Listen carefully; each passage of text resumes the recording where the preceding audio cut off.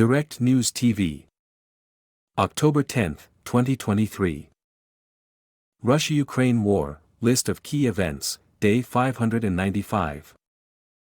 Fighting. Russian forces closed in on Avdiivka in eastern Ukraine as Kiev warned Moscow was stepping up strikes in an attempt to encircle the frontline town completely.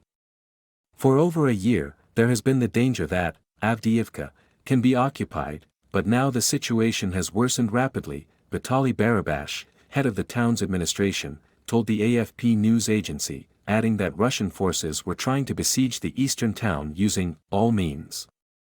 Avdiivka had a pre-war population of about 31,000 people with an estimated 2,000 residents remaining. Ukraine's Air Force said its defense systems destroyed 27 of the 36 drones that Russia launched in its latest air raid on the country. The Iran-made Shahid drones were aimed at the Odessa, Mykolaiv and Kherson regions of Ukraine. Kherson's regional administration said 4 people were injured and several buildings damaged in 79 instances of Russian shelling using mortars, artillery and drones. Ukraine's State Bureau of Investigations, SBI, said it was investigating 260 criminal cases involving alleged violations at military recruitment offices. The SBI said 21 indictments against 35 individuals had been sent to court and that a further 58 people had been identified as suspects. The heads of regional recruitment centers were fired in August after widespread allegations of criminal abuse and corruption. The SBI also said it was holding 2 senior Defense Ministry officials on suspicion of embezzling $7 million that had been earmarked for buying bulletproof vests. It did not name the officials. Politics and diplomacy. Ukrainian President Volodymyr Zelensky called for action to ensure Russia did not turn the Black Sea into a dead zone for shipping after Moscow's July move to quit a United Nations Turkey-brokered deal allowing safe Ukrainian grain exports.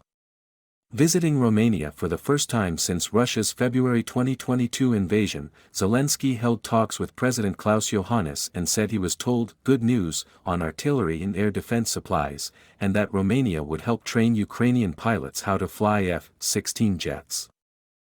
Russia failed in its bid to regain a seat at the UN's top human rights body. In a secret ballot for 2 seats for Eastern Europe on the Human Rights Council, Bulgaria secured 160 votes and Albania 123. Russia got 83 votes. Russia was removed from the council shortly after its full-scale invasion of Ukraine. Finland said an undersea gas pipeline and a telecommunications cable connecting it with Estonia had been damaged in a possibly deliberate act.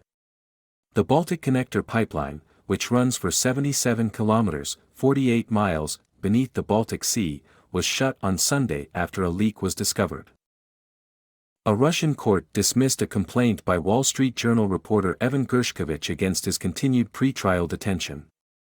Gershkovich was detained on March 29 and has been accused of spying. The charges carry a prison term of as long as 20 years. No date has been set for his trial. Vyacheslav Volodin, the Speaker of Russia's State Duma or lower house of parliament, said Russians who left the country and showed support for Ukraine should be sent to the far eastern region of Magadan if they ever returned home. For Russians, Magadan is synonymous with the Gulag, a network of forced labor camps that were used as slave labor during the iron-fisted rule of Joseph Stalin. Weapons. Germany unveiled a new military support package for Ukraine worth about €1 billion, $1.1 billion, and covering additional Patriot air defense missile system as well as weapons and ground vehicles.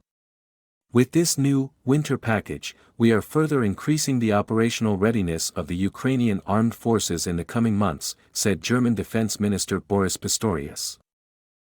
A United Kingdom-led group of European countries will provide Ukraine with a £100 million, $122.70 million, military support package including equipment to clear minefields. The UK's Defence Ministry said Ukraine had become the most mined country on earth, creating an obstacle in the counteroffensive that began in June.